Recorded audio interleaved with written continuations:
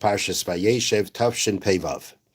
Now, we're going to be focusing on the part of the Parsha where Yosef has already been sold to Egypt. He's already been taken down to Egypt as a slave, and he finds himself in the house of a man named Potiphar. That's his master. And the Torah tells us that at a certain point of time, Potiphar's wife takes a liking to Yosef. And she says, if you look at Pasuk Zion, verse Zion, Vayachar Advarim Ha'ela was after these things, Vatisa Eshes Hadayna V'Sainah El Yosef, the wife of his master lifted her eyes to Yosef, Vatarma, and she said, Shechva imi, lie with me. Yosef refuses. And as Pasuk Yud, verse 10 reads, Vayhi Kadabra El Yosef Yom Yom, and it was as she spoke to Yosef every day, not listen to her, to lie next to her, to be with her.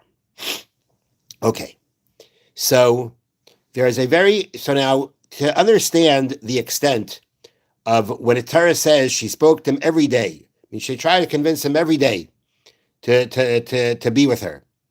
So what was the extent of how far this went? Now, I'm going to share with you what the Gemara, the Talmud says in Tractate Yuma, Lamed Hey Amid Beis 35b. And we're going to get more insight what happened there from this Gemara, but the Gemara starts in the following way. The Gemara is discussing how after 120 years, we're going to be standing in front of the heavenly court, and we're going to be asked questions about why is it that we did not study Torah, why did we not perform mitzvahs properly, and there's going to be excuses being given. So, for instance, as one person is going to say, I couldn't study Torah because I was so poor. Because I was so poor and I was so busy trying to support myself and my family, I had no time to study Torah. So the response that he's going to be given, or the response to show that this is not a good excuse, that they're going to show him they're going to mention to him a certain famous personality who was extremely poor and still studied Torah. And that was the famous sage named Hillel. Right? Hillel was very poor. He worked. Part of his money he used for his family. Part of his money he used to be able to study Torah. The famous story, he didn't have enough money one day, so he couldn't come in to study Torah. So he went on top to listen from the top. Right? That famous story. Okay. There's going to be another person who's going to give an excuse that didn't study Torah because he was so rich and so busy running his business, he had no time to be able to study Torah.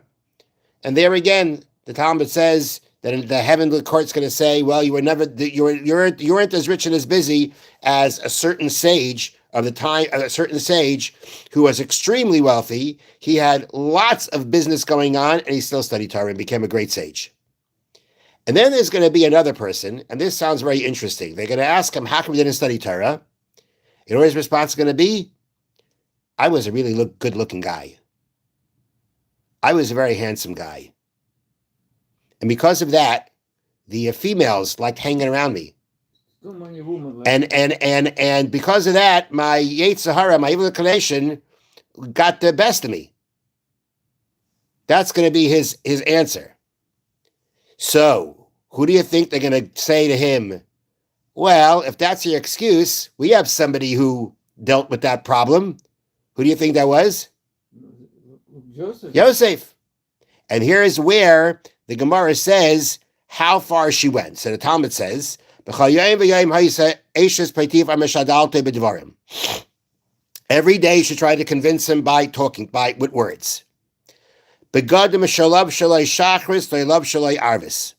clothing she wore in the morning, she wore differently at night. The clothing she wore at night, the love shalai shachris, she wore differently in the morning. Apparently, she had a major wardrobe, and she always presented herself with different clothing, which apparently would be very enticing. Okay. Then she said to him, listen to me, do what I want. And he said no. So she said, you know what? I'm going to throw you into jail. His response was, Hashem matir asurim, Hashem unties those who are tied up, meaning Hashem frees those who are tied up in a jail. Then she says, I'm going to bend you over. I guess that means like a kind of torture position. And what does he say back to her? Hashem zekev kafufim. God straightens out those who are bent over. Then she threatened him, I'm going to blind you. So what did he say? Hashem b'ke'achivrim. God opens the eyes of the blind. Okay. This you read from what? Talmud, the Gemara. Okay, the Gemara is saying this. There is no anything. No, it's the Gemara. Then, listen to this one. Nasna loy elev kikarei zav l'shma elah. She offered him 1,000 silver talents to do what she wanted.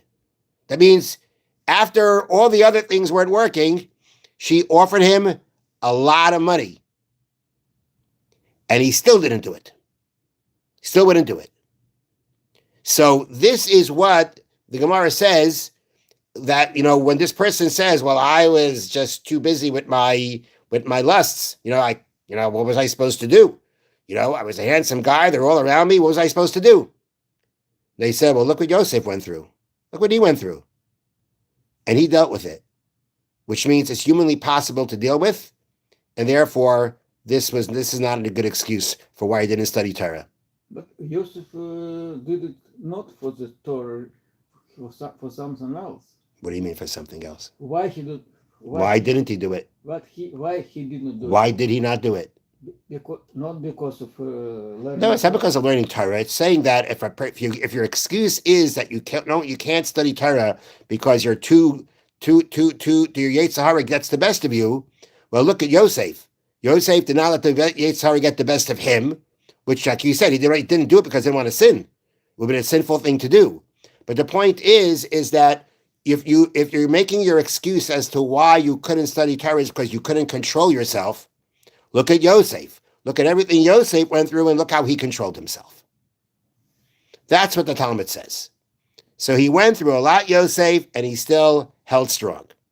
And therefore, that's the rebuke to this person. You're making an excuse for your inclination and for your lusts. Well, look at Yosef. Now I'm going to share with you a different Gemara from a different part of the Talmud. And this Gemara is in Gemara Saita, Tractate Saita, and it goes on Pasuk Yud Aleph, verse 11. Vayi kayayim hazeh, and it was like this day, or as they translate here, there was an opportune day. Vayavai habayis lasais malachtai, and he came to the house to do his work. Meaning he came to the house of Potiphar to do whatever he had to do. Ve'ein ish me'anshe habayis sham habayis, and there was no one in the house. No one was there. So Rashi says, why was no one there? No one. No one was there because it was a holiday. It was a holiday for one of their gods, and everybody had gone to their, to the temple of whatever god to celebrate, and Yosef didn't go.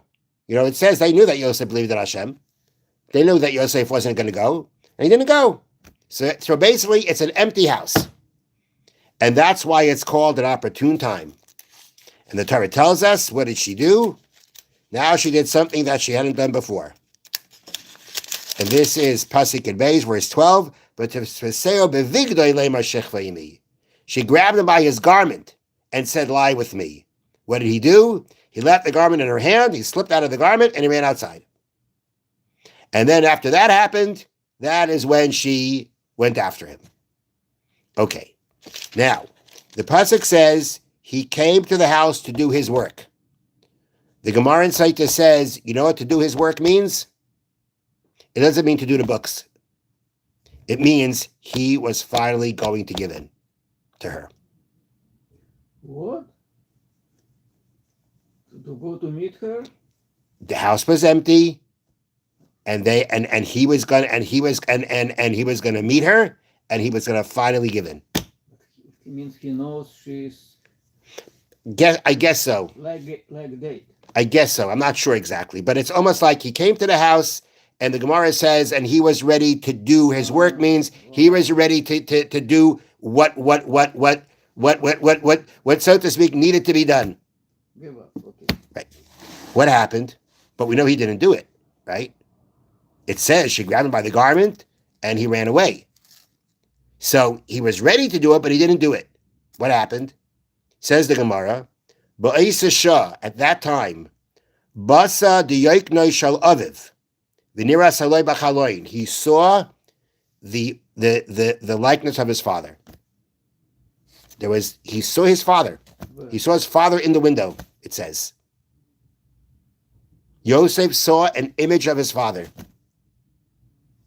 And Omar Loi, Yosef. And this image of his father is saying, Yosef, Asidin achecha sheikasmu al avnei ephod va'ata b'neihem. In the future, you and your brothers are going to be inscribed on the stones of the apron. All your names are going to be inscribed on the apron that the Kohen Gadol wears. That right there were the stones, and their names were engraved in it. And you're amongst them. Do you want to lose that? Meaning, if you cave in now to her, if you give in to her, then you will not be part of the Jewish people. This is what came to him. And Miyad, immediately, that was it. He held himself back.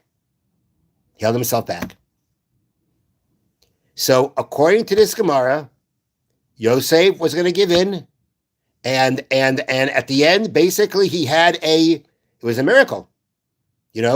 Yosef had this vision, and I looked up different commentaries, and again, it seems like this was a vision.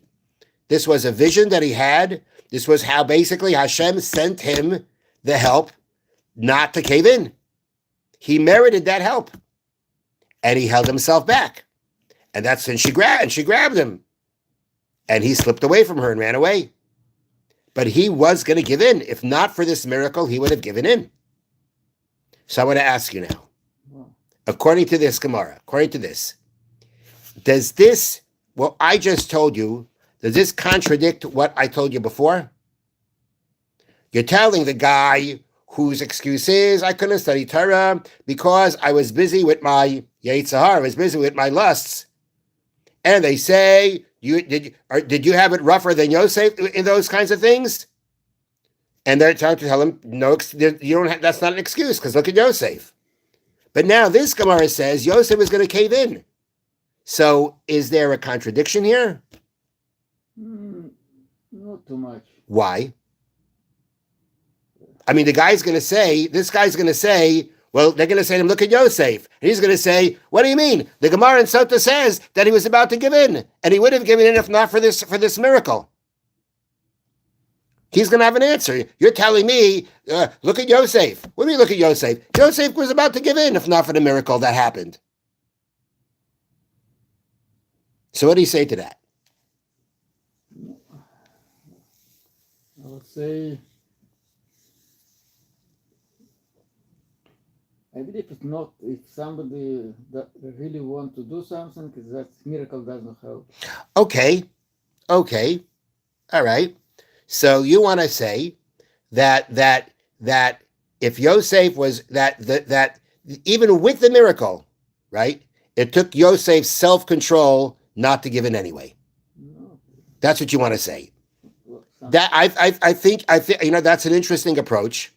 Personally, I think that, I don't know, if he had a vision of Yaakov Avinu coming and telling him, you're going to lose it all, I think that would make it a lot easier not to do. But okay, I mean, I'm just countering. I'm countering what you're saying. Let me tell you what I think. But I think I'm not going to dismiss your approach here. That even that if he was so caught up in this desire and he was really ready to do it, to argue and say that even a miracle like that, a vision like that, wouldn't have been enough. It still took, of course, it helped, but it still took a lot of self-control on his part, because a person who's so caught up in this kind of a desire would even with that he could still crash. Okay, that I think that is a worthwhile approach. But I was thinking something else. I was thinking like this. This guy is saying, well, look, he was about to crash. So we say back to him, yeah, but he could have crashed a lot earlier. He could have crashed a lot earlier. She worked on him a lot. And even at that point of time, that was very difficult for him to do. So let's not ignore what he accomplished until then. It's almost like, well, if he crashed at the end, if he was about to give it at the end, everything until now didn't matter. No, it did matter. Now, wouldn't it matter to save him? If he'd give in and he would sin, he would lose his place amongst the Jewish people. Okay. But does that mean that until then, the self-control that he practiced until he gave in was nothing? It wasn't nothing. It was a tremendous amount of self-control even to last that long. And you, sir, as we're taking this Russia, this person, we're saying to him, you're making your excuses because of that. You didn't have to deal with what Yosef dealt with. You didn't have to deal with what he dealt with. And if he dealt with what he dealt with until he was ready to give in, that's enough to say to you, you could have controlled yourself because that would what I mean to say is no one had to do what Yosef dealt with. Yosef dealt with much more than a normal person would deal with because he's a good-looking guy and he has all these opportunities. Yosef's situation was a lot worse.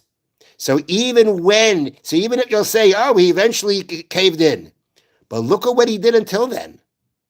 And even more than that, why do you think he merited at the end that he had this miracle to help him stop? Why do you think he had it? Because of all the self-control that he practiced until then. All the self-control that he practiced until then was the merit that when he was ready to give in, Hashem sent him this help that he shouldn't give in. It was all a result of that. So it's not. So to me, there's a lesson here that don't go ahead and say, well, if at the end of the day he gave in, so everything else until then was nothing. That's not true. Everything else until then was a tremendous act of self-control, and it counted. Because at the end of the day, that was the merit of how he merited a miracle, not to be able to at the end hold himself back. So we're telling this person, look, Yosef controlled himself until now under circumstances that were incredibly difficult. And that doesn't go, and even if he would have given it at the end, that didn't go to waste. It's not a waste. And you want to really know how to see it's not a waste? Because of the fact that was the merit, that was what gave him the merit, that he had this miracle that helped him stop. So I think from here there's what to learn, that a person who's been trying to control themselves and then something happens that they give in, they crash, they give in. All the other times that they practice the self-control until then is not for naught. It's not a waste. The Rebbeinu Shalom recognizes all those times that you practice that self-control. Okay, unfortunately you crashed, and you may have to pay and you have to be responsible for that crash. But it doesn't negate all the other self-control that you practiced until then. What do you want to say? From this story, if Yosef did not see image and gave in, we still remember him how he is one who can control himself. That's what I'm trying to say. We still remember all the other times that he controlled himself. And to even bring out the point more of how we remember it, I'm suggesting also that the point is that all those times that he had the self-control was the merit of why he had help to stop him even after he was ready to give in. That means even if you're ready to give in, it doesn't mean, and maybe even if you do give in, everything that you did until now is not for waste. It's not a waste. The Rebbeinu Shalom recognizes what you did until now. Okay, this is interesting. It means, for example, this is Yom Kippur. You very difficult to not to eat.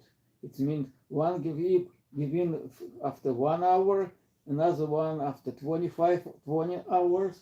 It means there is some have more benefit if he was. What do you mean more benefit? No, more merit? Yeah, more merit. It means the more you control yourself, the more you try to do something good, it's better. It means if I start eating after 20 hours, it's better than I start eating after 10 hours. Yeah, because if you had this challenge, and you held yourself back more, so even if at the end of the day, unfortunately, you gave it at the end, it doesn't mean that everything that you accomplished until then is a waste. Okay, everyone should do best. Yeah, but I'm saying it doesn't mean it's okay that you gave in at the end. But the point is that it's not what you accomplished until then is an accomplishment. It means everything is counted. I think so. I think that's the point. Yes, I think that's the point here. Okay. But it's a story. This is a very fun story. Yeah. This is from this one, he was so strong. And eventually she wore him down. Now it's more human in your story. But he may be more human, but not more human, because mere human couldn't have lasted as long as he did. Yes. Couldn't have lasted as long as he did. That's the no matter what you're going to say, that's the point of the Gemara. Point of the Gemara is that you're gonna start giving excuses about yourself. You didn't have to deal with anything like Yosef dealt with, and he still held out. Now the question is, how does that work with the other Gemara? So that's our discussion here. So there's other discussion. So either it's like you, that the point is that even a person who may be so caught up in doing that kind of a sin, and he's ready to do it, that even a miracle isn't so simple that it's going to stop him. It still took a lot of self-control for him to do it. Okay? That's going to be an approach. And I'm thinking that maybe the approach is to say that, you know what, unfortunately, he was ready to cave in. That doesn't take away from everything that he did until then. But Talmud didn't say anything more. Who?